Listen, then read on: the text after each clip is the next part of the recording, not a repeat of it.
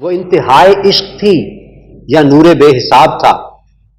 میں قید و بند وقت سے آزاد اس صدی میں تھا، وہ دور مصطفیٰ تھا، میں مدینہ نبی میں تھا۔ آنے والے دور کا ہے امتی گناہ گار، ہند سے یہ ہے حضور ہے مگر سیاہ کار۔ مسکرا کے آپ نے کہا کہ روکنا نہیں، امتی ہے اور وہ بھی آنے والے دور کا۔ طے ہوا اثر کے بعد ہوگی میری حاضری، روبرو نبی کے پاس ہوگی میری حاضری۔ تصور عدالت نبی کیا تو ڈر گیا کہ جا کے کیا کہوں گا، میں تو سوچ کے ہی مر گیا۔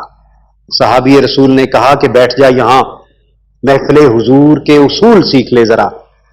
بیٹھنا سکھا رہے تھے مجھ کو وہ کہ اس طرح، چل کے بھی دکھا رہے تھے مجھ کو وہ کہ اس طرح، یہ بھی کہہ رہے تھے خام خواہ سے منہ نہ کھولنا، بول کے بتا رہے تھے اس طرح سے بولنا۔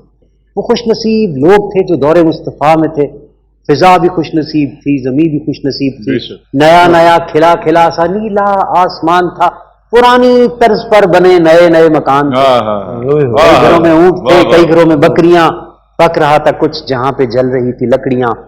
اتنے میں اذان ہوئی، اتنے میں اذان ہوئی تو رونگٹے کھڑے ہوئے، دل کے جیسے کھل گئے ہو تالے سب پڑے ہوئے۔ وہ آسماں کا راگ تھا، وہ دعوت بلال تھی، سبحان اللہ، میرے لیے تو دعوت وصال اور جمال تھی۔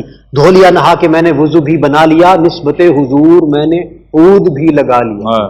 گھر سے ہم نکل پڑے صحابی رسول کے، جا رہے تھے سبھی سمت مسجد رسول کی۔ وہ دھڑکنیں عجیب تھی، وہ کپ کپی کمال تھی، کہ آنکھ اشک بار تھی، سراپائے ملال تھی، روح تھی کہ دید کی تڑپ تڑپ تڑپ تڑپ، دل میرا دھڑک دھڑک دھڑک دھڑک۔